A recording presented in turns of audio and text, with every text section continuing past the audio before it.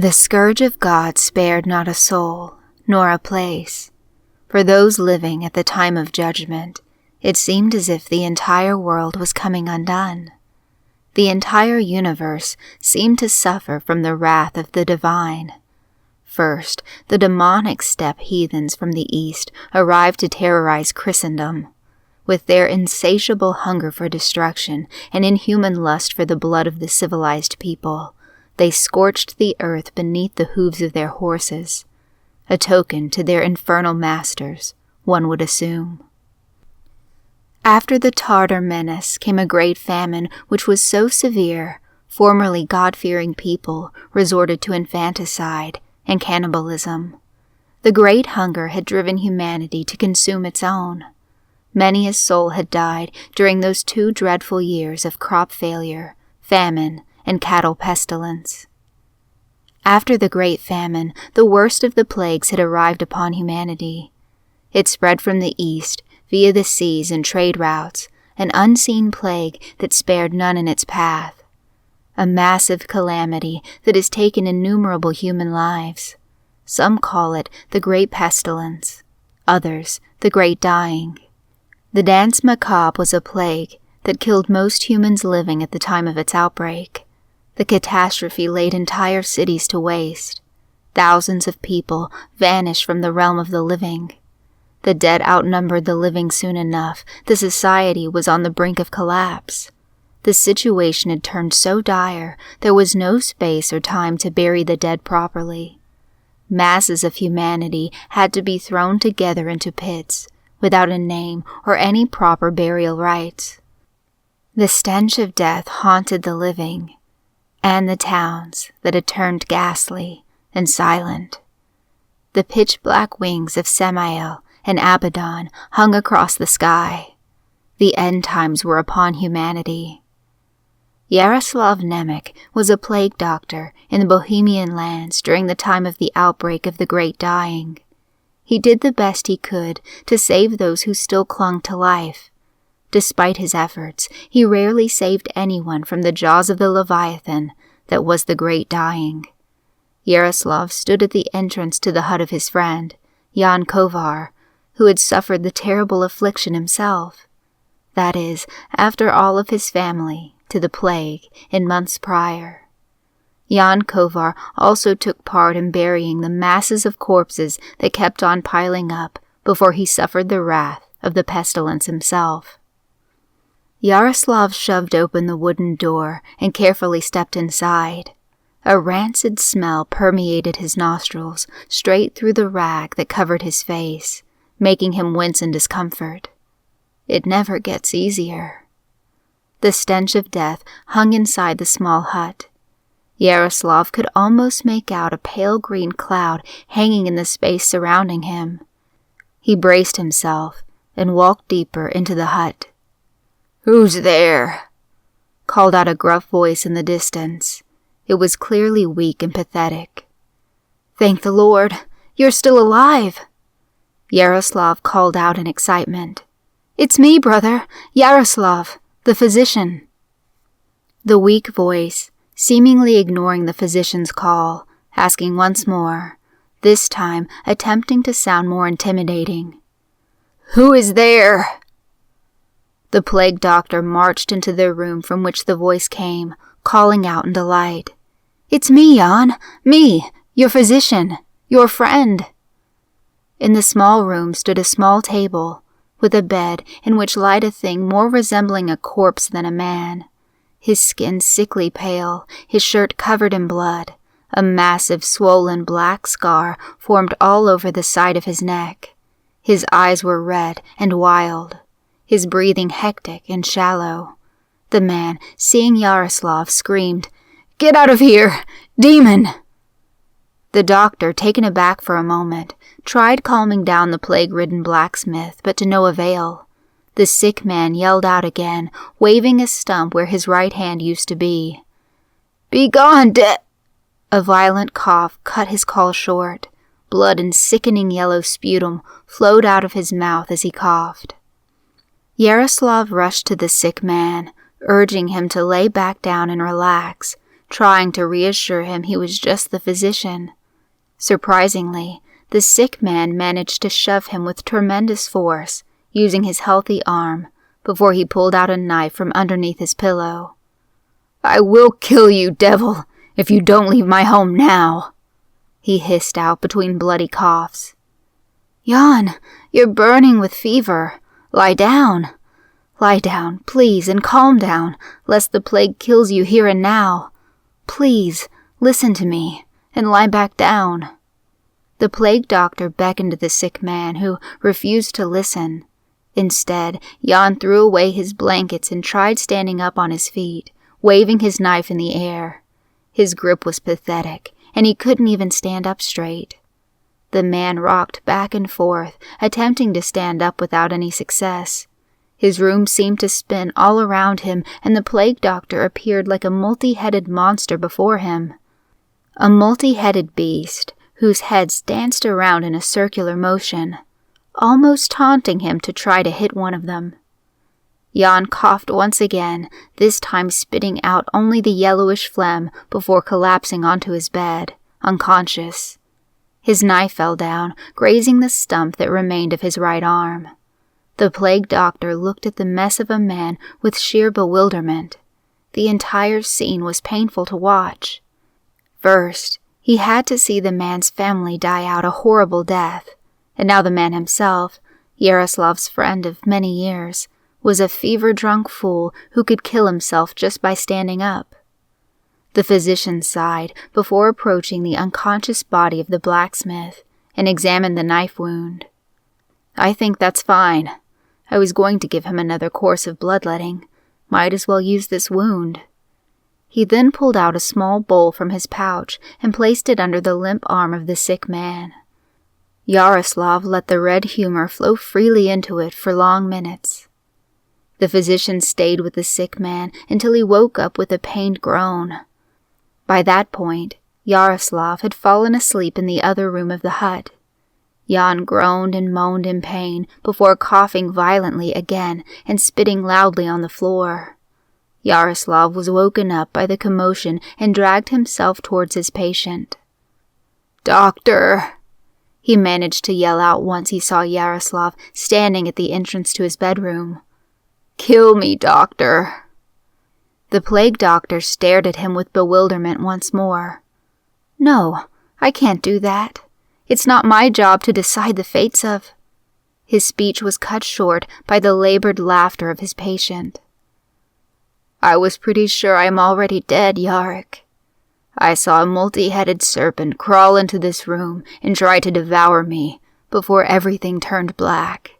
I didn't even have the chance to cut off a head or two. It's like I'm in hell, tortured by all sorts of apparitions and demons." "That was me, actually, Jan. You were burning with fever when I came here, hallucinating," the plague doctor said bitterly as he walked towards the bedridden man. Placing his hand onto the man's forehead, he sighed a sigh of relief. "The fever broke." "I still feel like a rock, being dragged against the silver currents of the Styx," remarked the sick man.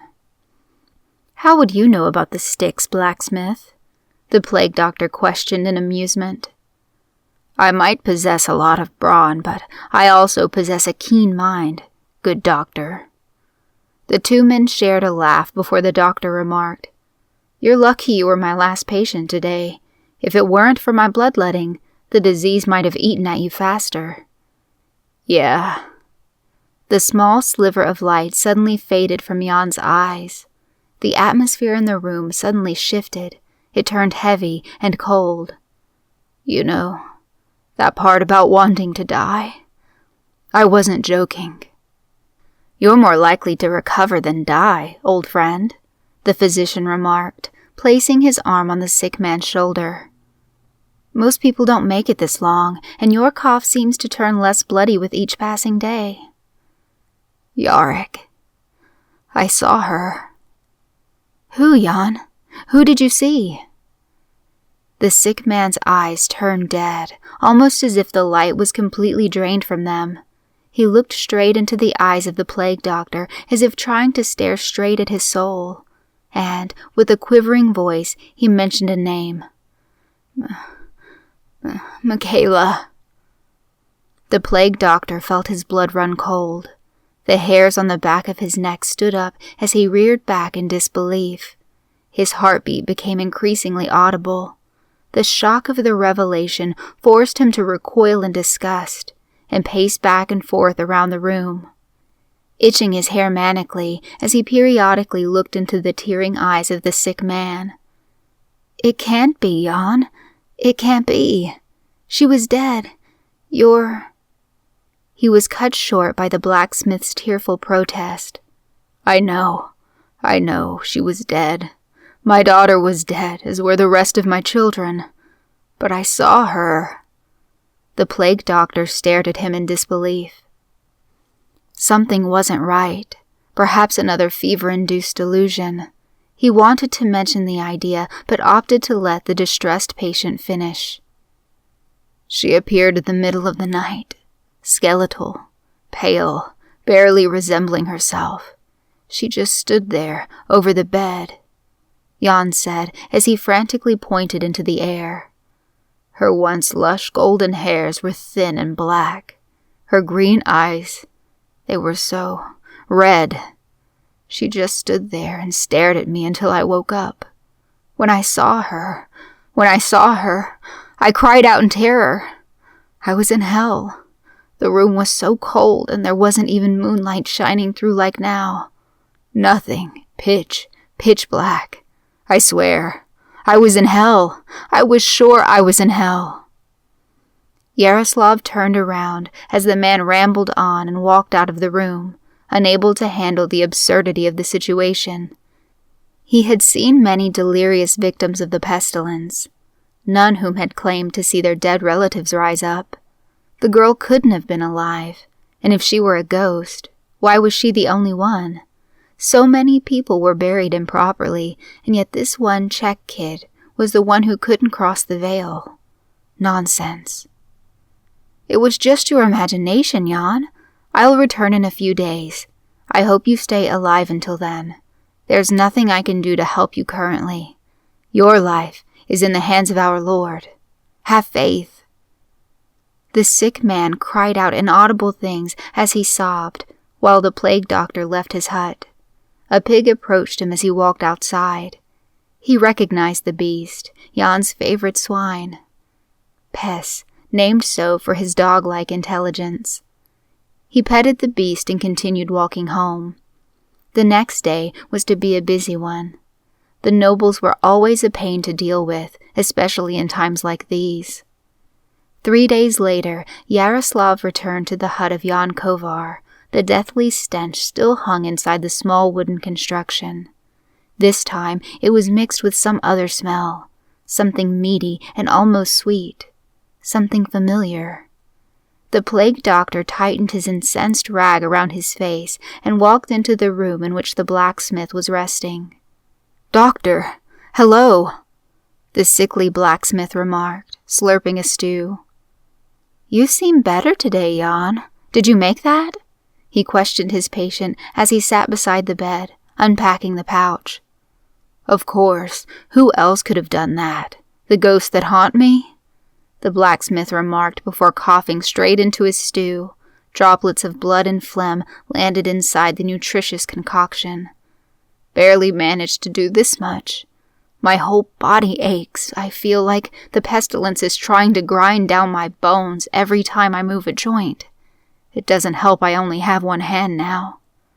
He finished his dribble and went on to take another slurp of the stew, disregarding his own humors landing into the dish. The plague doctor winced at the sight and thought to himself that the blacksmith must have been losing his mind to the disease. "That's good," he remarked towards his patient. "Well, how have you been these 3 days, Jan?" The sick man stopped eating and stared at him dead in the eyes. "I spent one night hearing some sort of dog tearing apart one of my pigs. There was a lot of growling and squealing, and then something popped and cracked, and there was more growling, but the squealing stopped. Later, more dogs came around, and I assume ate the whole thing whole. I wish I could have stopped them. I needed that pig. I need all of them. Did you see anything outside?" "No, I haven't seen anything," the plague doctor remarked. Probably drank every last drop of blood and devoured every last bit of flesh and bone the swine had on it. Seems like these dogs are getting bolder by the day. Humans are growing scarce and the dogs are multiplying. What a world we live in. Would you like some stew, Yarick?" the sickly blacksmith offered nonchalantly. "No, I'm not interested. I think we could use some leech therapy today, Jan. Might help you with your mobility," the doctor said as he pulled out a small vessel with leeches inside it. "Well, suit yourself," the blacksmith said as he pulled the blanket away from his legs and pulled up his trousers. "All right, doctor. I'm ready." The plague doctor attached a few leeches to the sick man's legs, and they sat in complete silence throughout the entire session. The room felt chilly and almost eerie. The sweetened, meaty smell started dissipating from the air, and only the stench of bloated corpses remained. Jan seemed to have fallen asleep as he finished eating his stew. Yaroslav just sat and stared at him as the leeches did their work, sucking away at his plague-ridden blood. Occasionally, Jan groaned in his sleep and twitched painfully. The movements and sounds kept the plague doctor on edge, but his patient remained asleep throughout the whole ordeal. When the session was finished, Yaroslav woke Jan up, telling him he's about to leave. "See you again soon, if the Lord wills so." To which Jan laughed before retaliating with, "Your Lord seems to be very interested in keeping me chained in this hell between the heavens and the earth, where I am suspended by chains that eat away at my flesh for his own sick entertainment." "That's unlike you, blacksmith," the plague doctor spat back. "What's unlike me? Being mad at the fact that I had to watch my family wither away to this biblical plague, just like cattle? Or maybe it's being furious that they're now stuck in hell and something keeps showing me their anguished faces. Is it unlike me to not enjoy being haunted by the ghastly apparitions of my children and wife? Maybe it's unlike me to be mad at a God that let so many innocent people die like this. Never mind Anna. She was a woman. She sinned as all humans do. To procreate is to sin. We all enjoy the act. That's what it is." "Jan." "But the children, what did they do? How did they break the laws of the divine? I thought there were no more punishments for the crimes of the previous generations. Why are my children dead? Why are your children dead?" Hearing that, the plague doctor wanted to snap, but had to act more professionally than that. He gritted his teeth as his blood started boiling under his skin. "You need rest, Jan. I'll see you in a few days. Hopefully, still alive." With that, he left the hut, wondering how his friend could spew such sacrilege and insult him in such a manner. He knew the death of his wife and newborn were a painful subject. Yaroslav thought that the disease had eaten away at his friend's reason and tried his best to ignore the verbal heresy.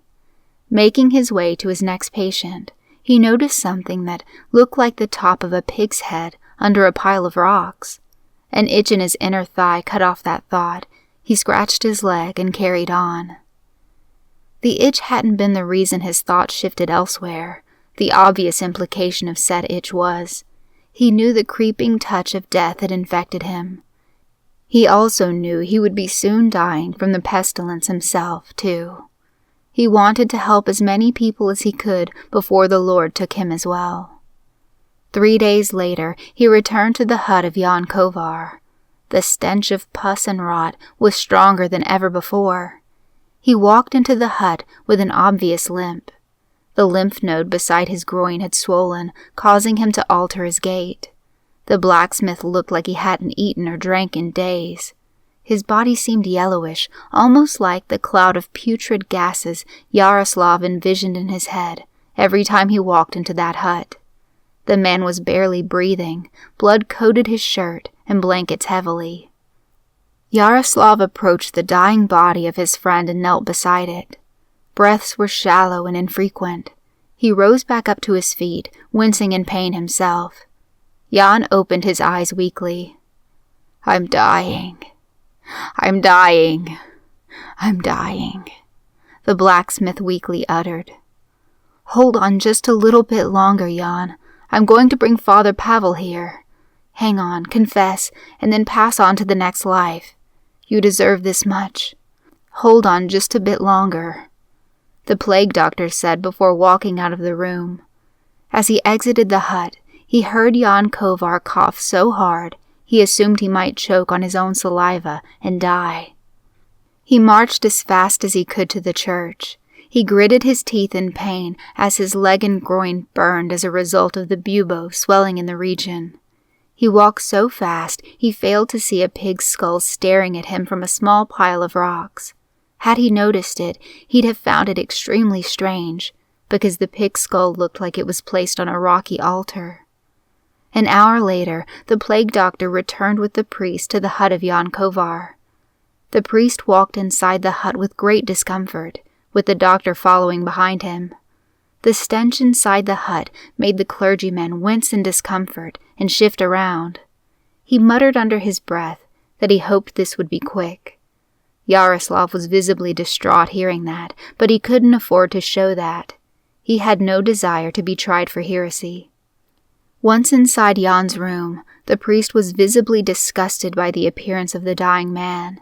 He must have seen hundreds of victims of the pestilence, but could never come to accept the gruesome imagery that the plague generated.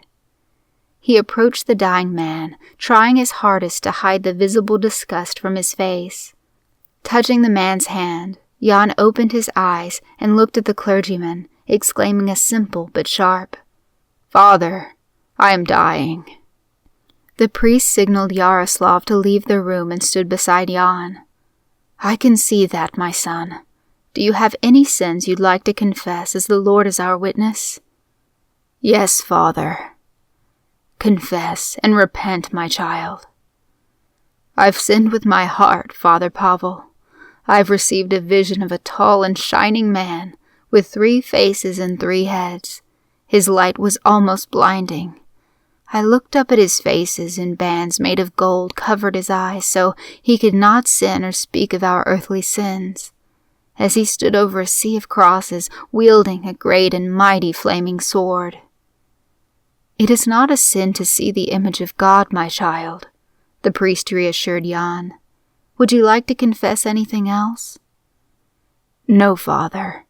That was not the Holy Trinity. The 3-headed man spoke to me in 3 unique voices all combined into one, and he told me that he cast this plague upon us for following the wrong God, for encroaching on his domains. He offered me salvation, and I accepted," Jan explained slowly.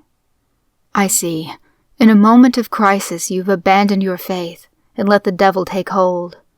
That is all right, however, dear child, for our Lord and Savior is a forgiving one. Renounce the false idol and be saved by his holy light," the priest responded, barely holding back his disgust. Jan smirked. "You see, Father Pavel, in my vision the crosses were decorated with swine skulls, and the 3-headed man had gone on to strike each and every last one of those crosses. Each cross his flaming sword touched did not burn. Instead, they withered and rotted away, as ravenous flies consumed them from top to bottom." At that moment, the body of Yaroslav Nemec fell into the room, blood leaking out of his abdomen. The priest recoiled in fear, and Jan leaped up out of his bed. "What is the meaning of this?" the priest demanded to know. Standing before the priest, Jan looked him dead in the eyes and proclaimed, "Father, my God, the Lord of this land, he's angry at you, at your God, and he has cast this pestilence upon you, the false believers.